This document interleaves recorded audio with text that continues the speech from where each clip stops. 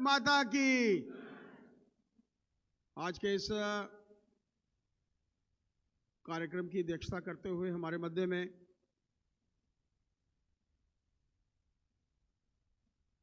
प्रमुख न्यायाधीश supreme court retired माननीय प्रमोद कोहली जी, इस मंच पर असीन विश्व की सबसे बड़ी political party Bharatiya Janata party के माननीय अध्यक्ष श्री जगत प्रकाश नड्डा जी, केंद्रीय मंत्री भी, मंच पर मोहन सिंह जी हमारे पद्मश्री, सुरेंद्र सिंह जी एसजीपीसी पूर्व अध्यक्ष और बार के अध्यक्ष, नीरज जी, और ये जो कार्यक्रम आज इनके माध्यम से ये संपन्न हो रहा है, जिसमें सभी प्रदेश भर से सभी इंटेलेक्चुअल लोग, सभी ऐसे ऐसे शोबों से संबंधित लोग जो प्रदेश में एक नई दिशा और दिखाते हैं, उनके माध्यम से यह तय होता है कि देश को किस दिशा में जाना है, प्रदेश को किस दिशा में जाना है। Lieutenant general R K. Sharma ji, Lalit Mahajan ji, industry के हमारे अध्यक्ष परगाल साहब, और इस कार्यक्रम में उपस्थित भारी मात्रा में मातृशक्ति दोस्तों, साथियों, मेरा सौभाग्य है कि आज राकेश जी के इस कार्यक्रम के माध्यम से माननीय जगत प्रकाश नड्डा जी को हम सबको सुनने का मौका भी मिलेगा। शुरू से लेकर ही माननीय अध्यक्ष जी का जुड़ाव जम्मू कश्मीर से रहा है।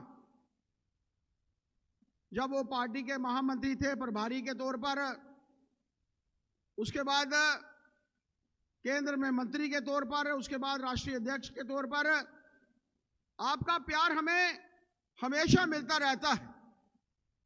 और जितना कार्य मेरा मानना है कि जम्मू कश्मीर के लिए, मुझे आज मैं माननीय नड्डा जी के साथ एक कार्यक्रम में जा रहा था, एक फ्लाईओवर के ऊपर थे, आपने मुझसे पूछा कि इस फ्लाईओवर को बने हुए कितना समय हुआ है, तो मैंने कहा कि ये वही फ्लाईओवर है जिसका एक डेपुटेशन हम सभी सीनियर लीडर्स आपके पास लेकर आए थे, तो आप हमें गडकरी जी के पास लेकर गए थे, और आज उसी पुल के ऊपर मात्र 5 मिनट में हम लोगों ने 6 किलोमीटर का सफर जो था वो तय किया। हम आभार प्रकट करना चाहते हैं माननीय जगत प्रकाश नड्डा जी का, क्योंकि कभी भी हमें कोई भी जम्मू कश्मीर के विषय में अगर कोई दिक्कत आती थी, कोई प्रॉब्लम आती थी, या हमें लगता था कि हम लोग पहुंच नहीं पाएंगे, मात्र टेलीफोन पर से वो कार्य हम लोगों के पूर्ण होते थे। इसके लिए मैं माननीय अध्यक्ष जी का आभार प्रकट करना चाहता हूं। आपका मार्गदर्शन भारतीय जनता पार्टी को भी मिलता रहता है, और हमारे इस सारे समाज को जो है वो मिलता रहता है। मैं ज़्यादा समय नहीं लूंगा क्योंकि आपको एक और कार्यक्रम में जाना है, और हम सब भी उस महान विभूति को सुनने के लिए आए हैं जिनके कंधे के ऊपर पूरे देश भर की सबसे बड़ी पॉलिटिकल पार्टी का जो है वो भार है। मैं पुनः उनका इस कार्यक्रम में, इस इंटेलेक्चुअल मीट में बहुत बहुत स्वागत करता हूं इन्हीं शब्दों के साथ। जय भारत, जय हिंद। धन्यवाद अध्यक्ष जी। मैं निवेदन करूंगा शेर डुग्गर और कैबिनेट में मंत्री डॉक्टर जितेंद्र सिंह जी का आए और अपना संबोधन दें। धन्यवाद राकेश जी। समय का अभाव था तो इसलिए मैं हमारे बीच में भारत सरकार के स्वास्थ्य मंत्री और विश्व के सबसे बड़े राजनीतिक दल के अध्यक्ष आदरणीय नड्डा जी, जस्टिस कोहली साहब, हमारे कार्यकारी अध्यक्ष सत्य शर्मा जी, यहाँ पर मंच पर बैठे हुए महानुभाव पद्मश्री मोहन सिंह जी, लेफ्टिनेंट जनरल शर्मा साहब, और इस जम्मू नगरी के सभी वरिष्ठ महानुभाव नागरिक, हम और आप हम सब नड्डा जी को सुनने के लिए आए हैं, इसलिए बहुत ज़्यादा समय नहीं लूँगा। केवल इतना कहना है कि नड्डा जी के आयोजन में ही इस तरह का कार्यक्रम हो सकता था। और वो इसलिए कि ये जम्मू से भली भांति परिचित हैं और जम्मू वाले इनसे परिचित हैं। और मुझे याद नहीं आता कि कितने बरस गुजर गए जब से इनका आना जाना जम्मू में रहता था। जब ये हिमाचल में थे तो तब भी ये हमारे पालक बन करके, कभी प्रभारी बन करके हमारा मार्गदर्शन करने यहाँ रहते थे। चुनाव में या कोई आंदोलन होता तो तब भी इनको, आतंक के दिनों में हम इनको यहाँ पर निमंत्रित करते और कभी इन्होंने हमें निराश नहीं किया। फिर जब ये केंद्र में चले गए और राष्ट्रीय महामंत्री बने तो जम्मू कश्मीर की जिम्मेवारी देखने लगे। उन दिनों पार्टी में साधनों का अभाव था। इतने बड़े सभागृह में कार्यक्रम जैसे राकेश जी कर रहे नहीं होता था। तो मालूम नहीं अध्यक्ष जी को याद है कि नहीं, इनको सुबह गर्म पानी से स्नान करने का स्वभाव था। तो सर बड़ी पुरानी बात है, कई बरस हो गए। तो हमने बड़ा प्रयास करके एक व्यवस्था की कि सुबह गीज़र फिटफाट हो। और वो आज तक मुझे नहीं भूली कि वो शर्मिंदगी का बायस बन गया कि सुबह जब ये गए तो गीज़र ही ख़राब हो गया। यानी कहने का तात्पर्य है कि इतना लंबा जर्नी रहा है भारतीय जनता पार्टी का, इस संगठन का, कि कार्यकारिणी जहाँ फर्श पर बैठ कर के होती थी आज इन होटलों में। और ये इसी तरह इसीलिए संभव हो पाया कि हमें नेतृत्व मिला आदरणीय नड्डा जी से, पूरी तरह ज़मीन से जुड़े हुए, लेकिन साथ ही साथ हर सूझबूझ, हर समझ रखने वाले और हर कार्यकर्ता को उसकी प्रतिभा, उसके स्वभाव के अनुसार उसका मार्गदर्शन करने वाले हैं। अभी सत्य जी ने कहा कि जम्मू का इन्हें हर प्रकार का स्वभाव भी परिचित है, जम्मू के लोगों की प्रवृत्तियां क्या हैं, उनकी कमजोरियां क्या हैं, वो भी इन्हें मालूम है। तो इसीलिए हमें संभव हुआ कि जम्मू को ऑल इंडिया इंस्टीट्यूट मिला। शायद आपको याद होगा कि पहले एम्स केवल अवंतीपुरा श्रीनगर के लिए मंजूर हुआ था। फिर यहाँ पर एक आंदोलनात्मक मूड बन गया पूरे शहर में। तो हमने जब बात रखी आदरणीय नड्डा जी के आगे, तो यकीनन उससे पहले उसका कोई उदाहरण नहीं था। किसी भी राज्य में एक से अधिक एम्स नहीं थे और यूनियन टेरिटरी में तो था ही नहीं, कहीं एक आध को छोड़ करके। तो चूँकि ये जम्मू के स्वभाव से वाकिफ़ थे, इन्होंने फिर प्रधानमंत्री जी से बात की तो मोदी जी भी कहने लगे कि मैं तो जानता हूँ जम्मू को अच्छी तरह, मैंने वहाँ काम किया, अगर श्रीनगर को यह दिया है तो जम्मू को भी देना पड़ेगा। तो हमारा सौभाग्य के प्रधानमंत्री मोदी जी थे और स्वास्थ्य मंत्री नड्डा जी थे। आज हमें यहाँ एम्स मिला। तो कहने का तात्पर्य है कि इनके आने से हमें एक अपनापन, जैसे परिवार का सदस्य हमारे बीच है, ऐसा लगता है। बहुत अधिक नहीं कहना, हम सब उनको सुनने आए हैं। एक बार पुनः अपनी ओर से, हम सब की ओर से आपका हृदय की गहराइयों से बहुत बहुत अभिनंदन है अध्यक्ष जी।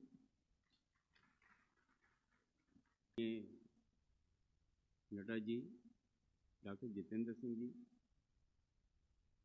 मेरे पुराने मित्र सुरेंद्र सिंह जी, मोहन सिंह जी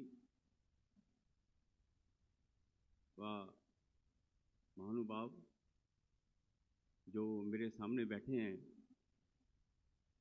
बड़ी मुद्दत के बाद मुझे कितने ही जाने पहचाने चेहरे नज़र आ रहे हैं। क्योंकि मैं भी कुछ सालों से जम्मू में कम रहता हूँ, इसलिए मुलाकात नहीं हो पाई, लेकिन मुझे आज भी लग रहा है कि इन लोगों के साथ मैंने कितना समय गुजारा है। साथियों, ये इलेक्शन का दौर है, आप सभी जानते हैं, और ये इलेक्शन जम्मू कश्मीर के लिए बड़ी महत्वपूर्ण है। जैसे कि आप सब जानते हैं कि जम्मू रीजन ने जितने भी पॉपुलर सरकारें यहाँ बनी, हमेशा सफ़र किया।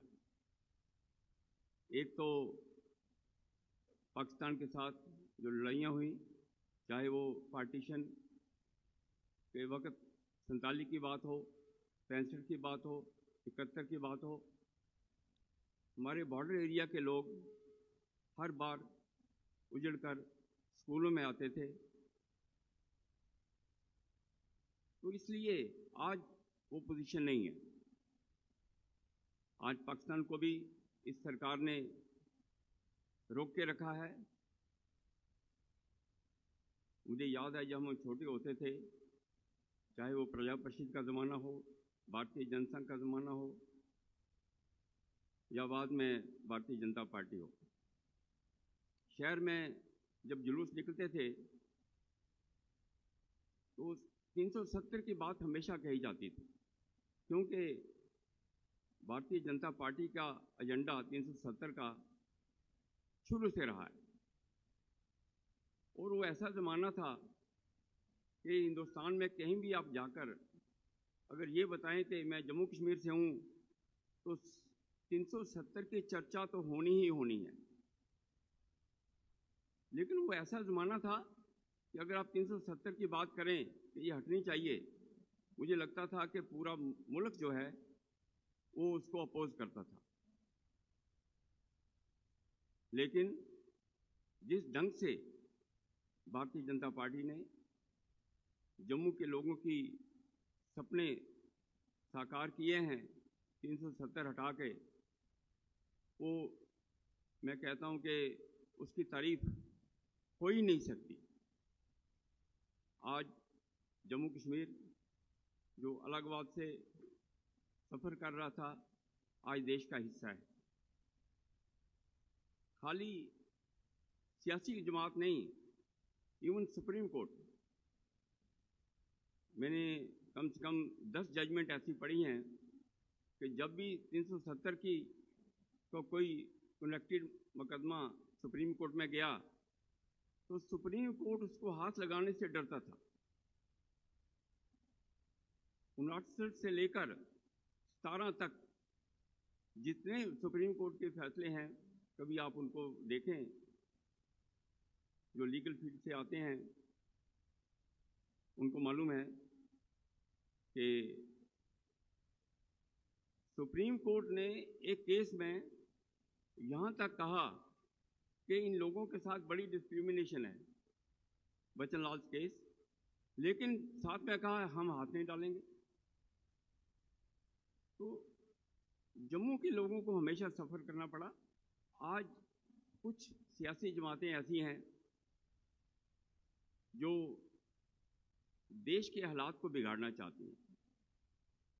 कितनी तपस्या के साथ, तपस्या के बाद हम जम्मू कश्मीर को संभाल पाए हैं।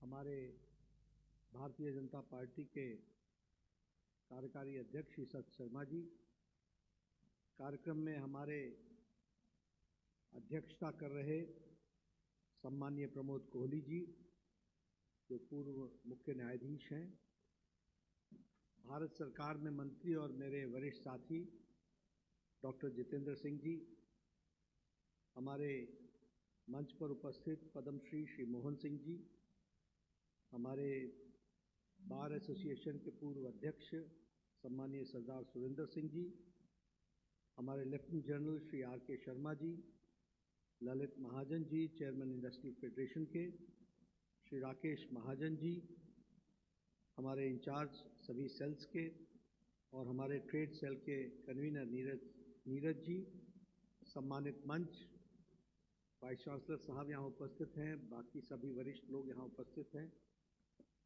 और देवियों और सज्जनों, मीडिया के मेरे साथी, प्रिंट मीडिया और इलेक्ट्रॉनिक मीडिया के मेरे साथी, मेरा ये सौभाग्य है कि मुझे आज यहाँ प्रबुद्ध नागरिक सम्मेलन में सभी प्रबुद्ध लोगों से मिलने का सौभाग्य मिला है।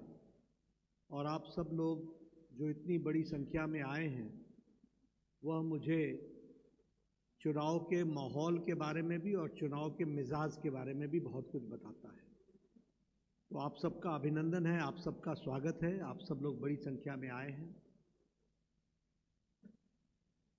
मैं कोई भी बात अपनी शुरू करूं, इससे पहले मैं माता वैष्णव देवी को नमन करता हूं और आराध्य देव हमारे रघुनाथ जी को भी नमन करके अपनी बात को प्रारंभ करता हूं।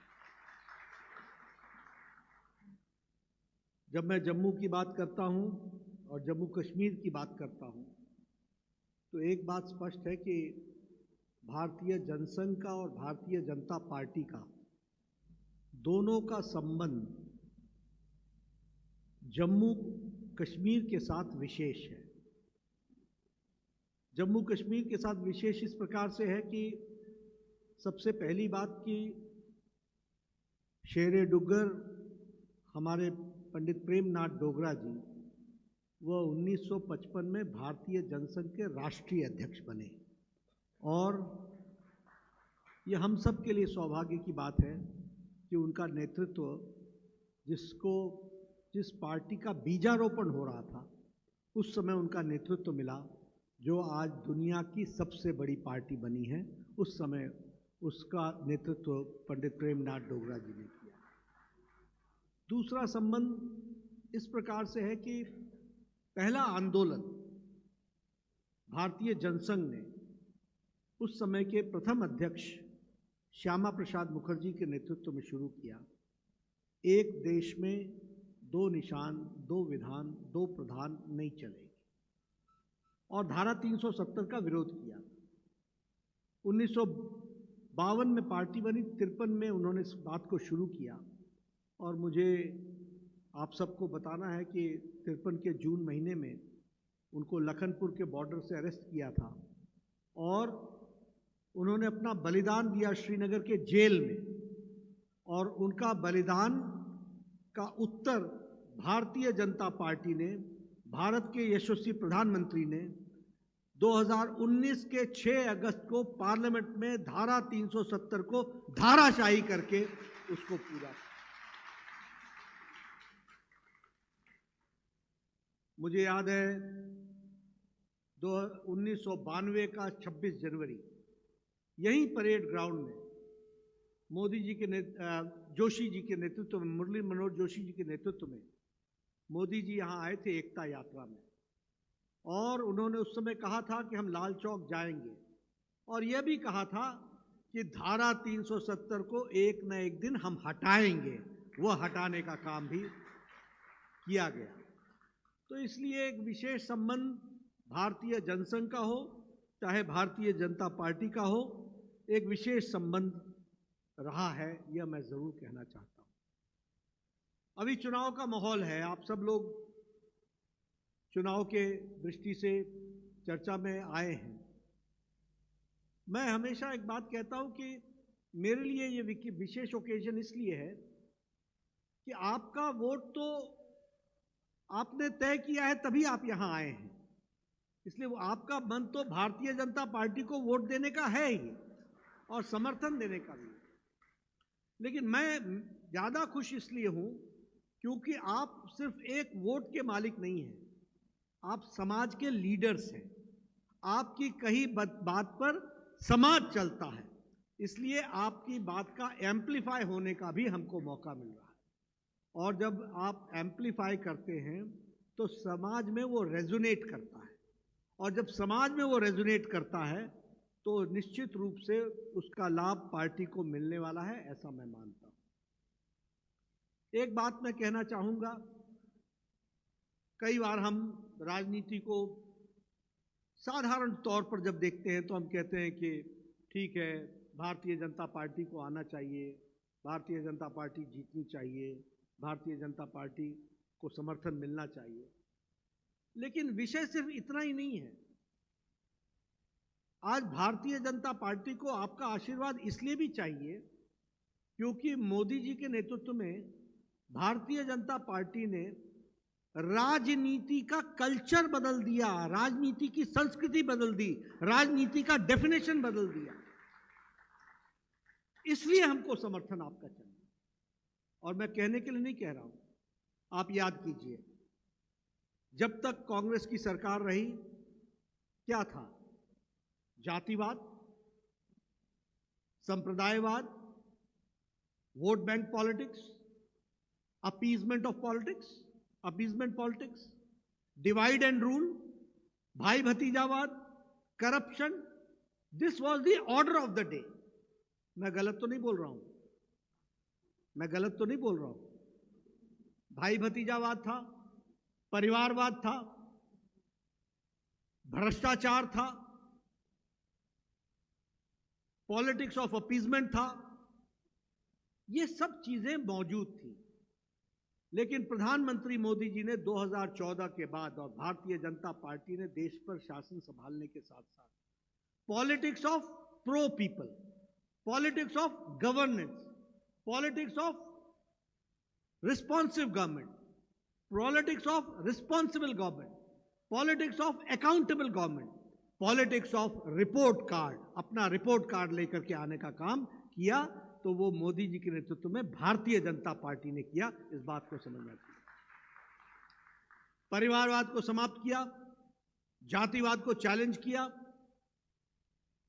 सबका साथ, सबका विकास, सबका विश्वास, सबका प्रयास, एक मंच पर सबको लाने का प्रयास किया, अपीजमेंट के पॉलिटिक्स को समाप्त किया और accountable politics, responsible politics, responsive government, इसको लाने का काम किया, प्रो पीपल बनाने का काम किया, प्रो एक्टिव बनाने का काम किया। तो वो प्रधानमंत्री मोदी जी ने किया है। मैं यहां ये भी कहना चाहता हूं कि अगर हम परफॉर्मेंस की दृष्टि से देखें तो मैं पहले भी चर्चा कर रहा था, आज अभी एक जनसभा में गया था, वहां भी मैंने चर्चा की, यहां भी मैं करना चाहता हूं। कोरोना के बाद सारी दुनिया में मंदी आई, कोई देश कोरोना की चपेट से बच नहीं पाया। आज अमेरिका की आर्थिक स्थिति डमाडोल है, आज ऑस्ट्रेलिया की आर्थिक स्थिति डमाडोल है, पूरा यूरोप मुसीबत में है, जापान मुसीबत में है, चाइना मुसीबत में है, सारे देश मुसीबत में है।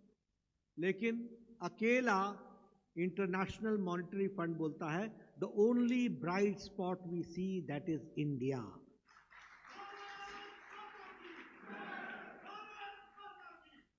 The only bright spot. और मॉर्गन स्टैनली बोलते हैं the future lies with India. यानी जो आपदा थी, जो हमारे ऊपर ट्रेजेडी थी, जो पेंडेमिक था, उसको अवसर में बदलने का, अपॉर्चुनिटी में बदलने का काम किया तो वो नरेंद्र मोदी जी के नेतृत्व ने किया। इसको उनको समझना चाहिए। आपको याद होगा जब कोरोना आया था तो सब लोग बोल रहे थे पैसे बांटो, पैसे बांटो, पैसे बांटो, पैसे बांटो। कांग्रेस पार्टी वाले बोलते थे doles doles doles doles, nothing nothing nothing. और अमेरिका ने भी यही किया, यूरोप ने भी यही किया, जापान ने भी यही किया, ऑस्ट्रेलिया ने भी यही किया। भारत ने मोदी जी के नेतृत्व में कहा नहीं, हम लोगों को खड़ा करने में पैसा लगाएंगे। और आपको याद है कि 1,25,000 करोड़ रुपए का उस समय 1,25,00,000 करोड़ रुपए का उस समय इन्वेस्टमेंट किया गया और फार्मर्स को खड़ा किया, इंफ्रास्ट्रक्चर पे खर्च किया, एमएसएमई सेक्टर को खड़ा किया, जो कमजोर लोग थे उनको खड़ा किया। और तब से लेकर अभी तक 80 करोड़ की जनता को 5 किलो गेहूं, 5 किलो चावल, 1 किलो दाल देकर के उसको आगे बढ़ाने का काम किया।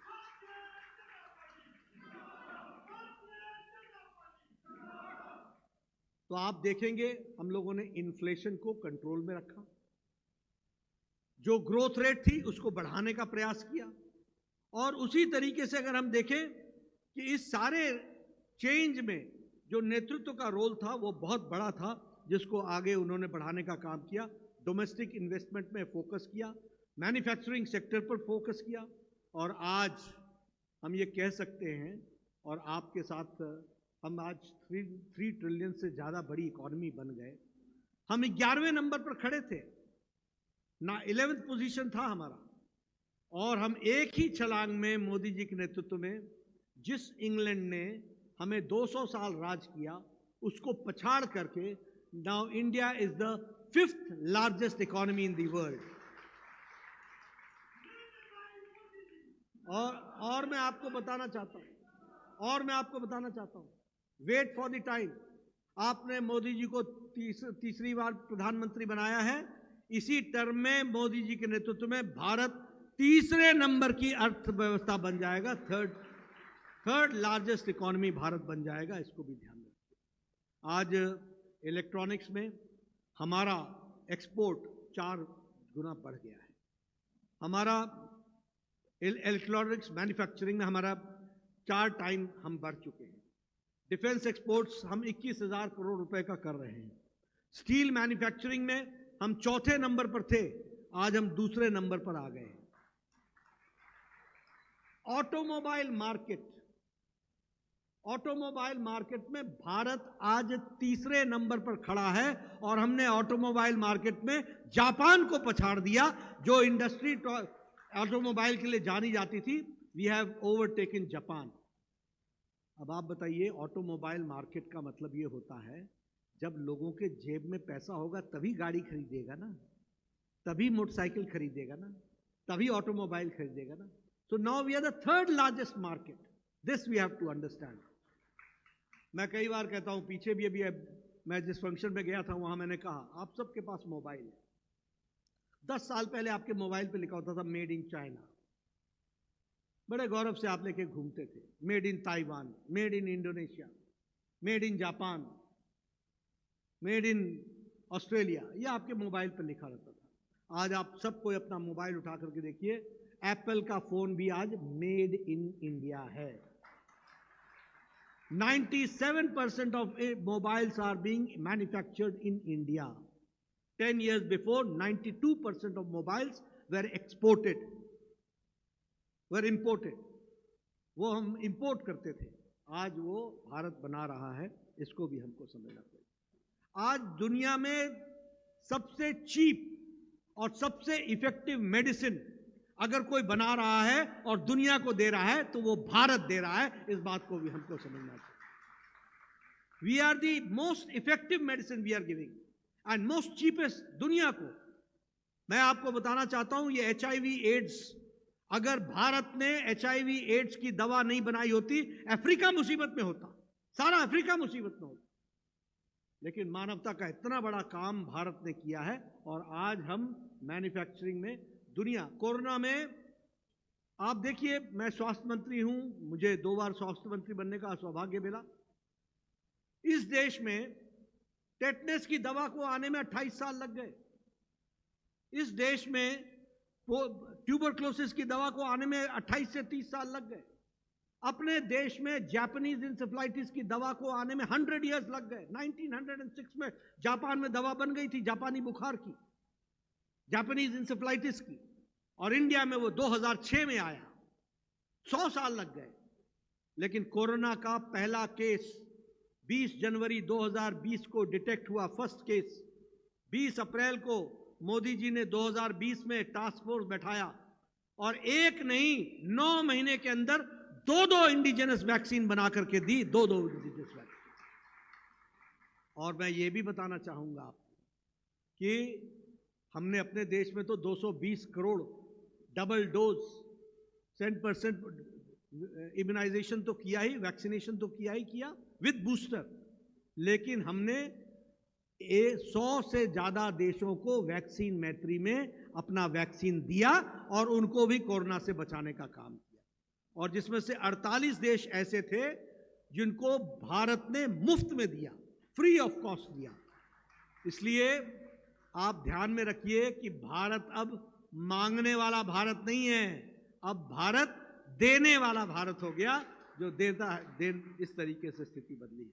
मैं यहां आपको यह भी बताना चाहूंगा कि हमारा फॉरेन एक्सचेंज वो जो है वो ऑल टाइम हाई है और $681 बिलियन ये हमारा फॉरेन एक्सचेंज है। ये बदलता भारत है जिसको हमको समझने की जरूरत है। और अगर मैं बात करूं जैम की, जनधन योजना, आधार और मोबाइल, आज 55 करोड़ लोग हमारे अकाउंट होल्डर्स हो गए, 55 करोड़। और 55 करोड़ का मतलब ये होता है कि लगभग मोर देन यूरोपियन यूनियन के पॉपुलेशन से जिनको जोड़ने का काम किया है और उनको हम लोग आगे लाने का काम हमने किया है। अब देखिए, मैं सिर्फ आपके ध्यान के लिए लाना चाहता हूं, जब मोदी जी ने मोबाइल और आधार के साथ जन आधार, ये इसको जोड़ा अपने अकाउंट होल्डर्स को, और सीधा पैसा उनको देना शुरू किया, स्ट्रेट डायरेक्ट। उसका फायदा ये हुआ कि 25 करोड़ बहनों को कोरोना के दौरान 500 रुपए सीधा अकाउंट उनके खाते में गया। ये परिवर्तन आया।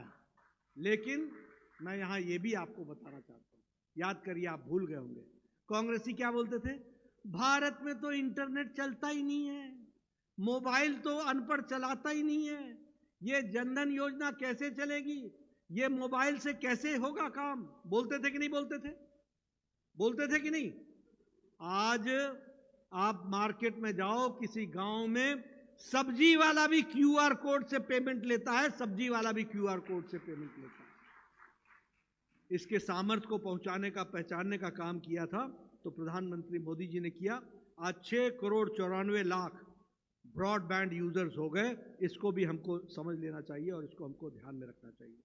मैं यहां ये भी आपको बताना चाहता हूं कि आज दुनिया में भी भारत की छवि में परिवर्तन आया है। दुनिया में अब आपके सामने देखिए, पाकिस्तान से बॉर्डर आपका लगता है, हम सबका लगता है, और बार बार पाकिस्तान की चर्चा होती है। मैं अंतर्राष्ट्रीय भाषा में जो पॉलिटिक्स, इंटरनेशनल पॉलिटिक्स की बात करते हैं, और जो इंटरनेशनल पॉलिटिक्स की दृष्टि से जो बात हम डिप्लोमैटिक भाषा में कहते हैं, वो डिप्लोमैटिक भाषा में आज से 10 साल पहले सारी दुनिया जब भी बात करती थी, India and Pakistan, India and Pakistan. और अगर आपको याद होगा तो कोई भी इंटरनेशनल लीडर आता था तो या तो वो पहले पाकिस्तान लैंड करता था, फिर इंडिया आता था, या इंडिया से जाते समय पाकिस्तान हो करके जाता था। जैसे उसने बराबरी में देखा था, इंडिया एंड पाकिस्तान। ये हाइफनेशन था। अगर इंडिया का नाम लेगा तो अंतर्राष्ट्रीय भाषा में, डिप्लोमैटिक भाषा में पाकिस्तान का नाम लेगा। आज अंतर्राष्ट्रीय भाषा में इंडिया के साथ पाकिस्तान का नाम कोई नहीं लेता। India is India and Pakistan जहां रह गया वहां रह गया। पहले मनमोहन सिंह जाते थे अमेरिका, क्या बात करते थे? टेररिज्म, इसी की बात करते थे। पड़ोस में मुसीबत है, पाकिस्तान हमको तंग कर रहा है। आज मोदी जी जाते हैं विदेश में और अमेरिका में, तो आज क्या बात करते हैं? आज बात करते हैं भारत के साथ व्यापार की, आज बात करते हैं सेमीकंडक्टर्स की, आज बात करते हैं टेक्निकल नो हाउ की, आज बात करते हैं स्पेस एरिया में हम लोग मिलकर के कैसे आगे बढ़ सकते हैं, इसकी बात करते हैं। और आज पाकिस्तान कहां रह गया? प्रधानमंत्री मोदी जी क्वाड की बैठक में बाइडेन के सामने बैठ करके भारत और मानवता के पक्ष को कहते हैं। यह परिस्थिति आकर के खड़ी है। इसलिए अंतर्राष्ट्रीय जगत में अगर हम बात करें तो बहुत बड़ा फर्क हम लोगों को देखने को मिला है और जानने को मिला है। G20 हुआ यहां पर, आपने देखा, सब आपके आंखों के सामने था, दुनिया भर के नेता आए थे। लेकिन G20 पहले कभी कोई हमारे यहां कार्यक्रम होता था तो वो नई दिल्ली तक सीमित हो जाता था, लेकिन प्रधानमंत्री मोदी जी ने G20 को देश का इवेंट बना दिया। श्रीनगर से लेकर के कन्याकुमारी तक हर जगह G20 की बैठक की और देश के कोने कोने तक हमारे लोग पहुंचे, अब दुनिया के लोग पहुंचे। इस बात को भी हमने देखा। G20 इसके पहले इंडोनेशिया में भी हुआ था, लेकिन प्रस्ताव पारित नहीं हो सका। G20 कहीं और भी हुआ था, लेकिन अगर भारत की धरती पर G20 हुआ तो न्यू दिल्ली डिक्लेरेशन के साथ हुआ और सब लोग एक सहमति से आकर के उसमें जुड़े। इस बात को भी समझना चाहिए। और अफ्रीकन नेशंस को सदस्यता दिलाने का नेतृत्व किसी ने किया तो वह भारत ने किया। यह भी हमको ध्यान रखना चाहिए। इसलिए G20 के दृष्टि से भी बहुत उस तीव्र गति से उस काम को, यानी G20 को भी भारत ने एक अंतर्राष्ट्रीय जगत में भारत के पक्ष के साथ साथ भारत का स्थान स्थापित करने में उस G20 में मोदी जी के नेतृत्व ने बहुत बड़ा काम किया। उसको भी हमको ध्यान में रखना है। मैं यहाँ जब आया हूँ तो जब मैं डेवलपमेंट की बात कहता हूँ, आपने भी देखा होगा आपका जम्मू शहर आजकल बदल गया है। मुझे पहले जब मैं जम्मू आता था तो पहले मैं त्रिकुटा नगर के चौक के जाम में फंसता था, फिर बचता बचता निकलता था तो आगे महाराजा हरि सिंह जी की मूर्ति के सामने, वहां जाम में फंसता था। उससे निकल जाता था तो पंडित प्रेमनाथ जी का जो चौक है वहां जाकर के हम फंसते थे। अब आप हो चाहे हम हो, चाहे रेलवे स्टेशन से आओ चाहे एयरपोर्ट से आओ, आपको पता ही नहीं चलता कि तवी नदी हम कब क्रॉस कर गए और कब हम शहर में पहुंच गए, कौन सा एलिवेटेड रोड पकड़ा और कौन से एलिवेटेड रोड से हम उतरे, आपको पता ही नहीं चलता। बस स्टैंड आपको दिखता ही नहीं है, आप ऊपर ऊपर से ही निकल जाते हो। यह डेवलपमेंट की कहानी हमको देखने को मिली है। और मैं ये कहना चाहूंगा कि नेशनल हाईवेज में इन्वेस्टमेंट में 60% यहां पर इन्वेस्टमेंट हुआ है। आज 74 एयरपोर्ट्स 10 साल के अंदर तैयार हुए हैं। पहले 74 एयरपोर्ट थे, आज मोर देन 150 एयरपोर्ट्स बनकर के तैयार हो गए। ये भी हमको ध्यान है। 3.8 लाख किलोमीटर का रूरल रोड्स बना है। इस तरीके से विकास हुआ है। आप बताइए, आपके यहां all India Institute of Medical sciences पहुंचा कि नहीं पहुंचा? मिला कि नहीं मिला? जरा जोर से बोल दीजिए अगर मिला तो। इंडियन इंस्टीट्यूट ऑफ मैनेजमेंट मिला कि नहीं मिला? Indian Institute of technology Jammu पहुंची कि नहीं पहुंची? यही जम्मू शहर हर दिन स्ट्राइक के लिए जाना जाता था। कोई घटना श्रीनगर में घटती थी और स्ट्राइक जम्मू में होती थी। आज IIM आपके पास, इंडियन इंस्टीट्यूट ऑफ टेक्नोलॉजी आपके पास, All India Institute of Medical Sciences आपके पास, 12 मेडिकल कॉलेजेस आपको दिए हैं। आपकी सीट, मेडिकल सीट्स 500 थी, आज 2000 मेडिकल सीट्स हो गई है और आगे चल करके 2500 हो जाएंगी। इस बात को भी आप ध्यान में रखिए। हम और जितेंद्र सिंह जी ने आपके कठुआ के पास वहां पर भी मेडिकल कॉलेज खोला। 2 जगह आप मुझे शिलान्यास के लिए ले गए, लेकिन 12 मेडिकल कॉलेज खोले गए। इसको भी हमको ध्यान में रखना चाहिए। नई एजुकेशन पॉलिसी दी गई। साइंस का विद्यार्थी म्यूजिक नहीं ले सकता, साइंस का विद्यार्थी आर्ट्स नहीं पढ़ सकता। आज फ्लेक्सिबल एजुकेशन पॉलिसी बनी है, दुनिया ने एक्सेप्ट किया है। आज हमारी एजुकेशन पॉलिसी अपनी मातृभाषा में पढ़ने का मीडियम ऑफ इंस्ट्रक्शन के रूप में तय हुआ है। आज नेशनल एलिजिबिलिटी एंट्रेंस टेस्ट में डॉक्टर अब गांव का बच्चा पढ़ करके निकल रहा है, क्योंकि 13 भाषाओं में नीट की परीक्षा होती है, इसलिए गांव का बच्चा डॉक्टर बनने के लिए तैयार हो गया। इस बात को हमको ध्यान में रखना चाहिए और ये नई एजुकेशन पॉलिसी को लाने का काम किया गया। उसी तरीके से हम देखें अगर, और विकास की दृष्टि से GST से टैक्स रिफॉर्म्स लाए गए और टैक्स पेयर्स ऑनेस्ट रूप में देखा जाए, इस बात का भी प्रयास किया गया। अभी 100 दिन हमारे तीसरी टर्म के गुजरे हैं। 3 करोड़ मकान बनाने का सैंक्शन, ताकि कोई गरीब व्यक्ति कोई बगैर कच्चे छत में ना रहे, उसको पक्का छत मिल सके। इसके लिए 3 करोड़ लोगों को आवास योजना में मोदी जी ने घर सैंक्शन की। ये प्रथम 100 दिनों में कर करके दिया है।